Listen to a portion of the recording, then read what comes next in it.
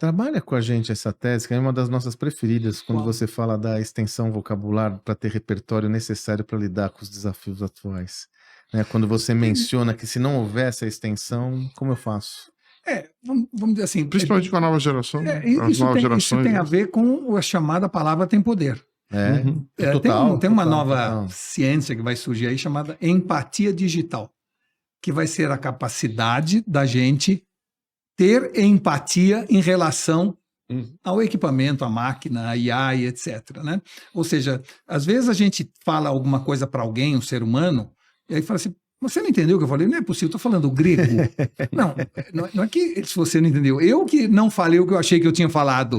Por quê? Porque cada pessoa está ou tem uma realidade diferente. Se eu falar para você, Salib, eu ontem estive numa cidade pequena. Uma cidade pequena, para quem mora em São Paulo, Jundiaí ou Campinas é uma cidade pequena. Vem na cabeça dele um monte de prédio, né? Para uma pessoa que mora em Rifaina, é uma igreja com 10 casas. Então, Dourados. Então, empatia é essa capacidade que você tem de se expressar a partir da realidade do interlocutor. E a ferramenta, seja ela qual for, ela tem a realidade dela. E você tem que entender a realidade dela. E o problema é que palavra tem poder. E que cada palavra colocada numa frase gera na ferramenta realidades completamente distintas. Entendeu? Então, se a pessoa não tem extensão vocabular média para cima e sabe a diferença entre afrontar, confrontar e defrontar, se ela não sabe essa distinção, o que vai vir, não foi isso que eu pedi, não, foi isso que você pediu. Você achou que tinha pedido outra coisa. Né? A gente usa esse teu exemplo, né, e dando crédito para você na nossa aula de perguntas, né, de como você fazer perguntas transformadoras e mostra como as gerações mais novas não têm esse repertório, né? A turma do tipo assim está com uma redução vocabular 40% maior do que as gerações da década de 50. Mas eu não sei se você checou, se você viu, agora mesmo eu vi não sei, eu vou me equivocar na fonte. Eu li hoje, coincidentemente, a tendência de levar a linguagem do YouTube para o dia a dia e os jovens não, aí crianças abreviando tudo.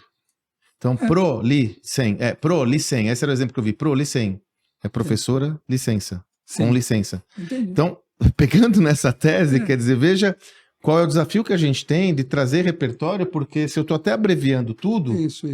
Muita gente diz que a inteligência artificial acabará se adaptando a isso. Acho muito difícil, porque se você não souber a distinção entre obsessão, compulsão e possessão, você vai usar as três como sinônimo e são manifestações completamente distintas uma das outras.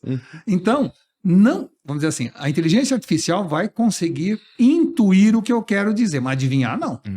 Então, se você disser alguma coisa, ela vai refletir e te entregar o texto, a ilustração, o projeto arquitetor do que você falou.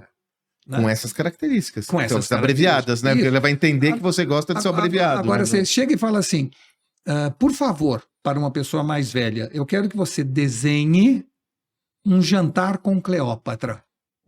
Faça como você quiser. E depois faz a mesma coisa para uma pessoa mais jovem. As pessoas mais jovens vão ter, na sua grande maioria, um jantar de mesa com uma Santa Ceia, não é? Que eles veem o antigo sempre nessa mesa que não tem ninguém de frente um para o outro. Segundo, com uma janela atrás e as pirâmides de Kelpis, Kefra e Miquerinos.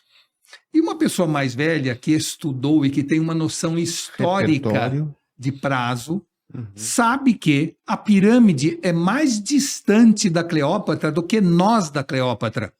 Ou seja, nós temos 2000 e poucos anos de distância da Cleópatra e as pirâmides têm 3000 anos. Portanto, não há a menor lógica de Cleópatra estar jantando com as pirâmides ao fundo. Mas para pessoas que têm pouco repertório, essa noção faz sentido. Pior do que isso, né? Ela não morava na cidade onde estão as pirâmides. Né? Ela morava em Alexandria. Então, assim, é um erro geográfico, é um erro histórico, porque falta repertório. Então, repertório é fundamental. As pessoas estão lendo menos, as pessoas estão mais superficiais. Então, isso está trazendo uma dificuldade maior de atuar com o IA. E, portanto, Eu estou assistindo agora o fim do etarismo na Europa, nos Estados Unidos, porque é uma ferramenta tão singela que você usa de maneira coloquial e pessoas acima de 50 anos, é a primeira tecnologia que pessoas acima de 50 anos estão adotando antes do que pessoas abaixo de 50 anos.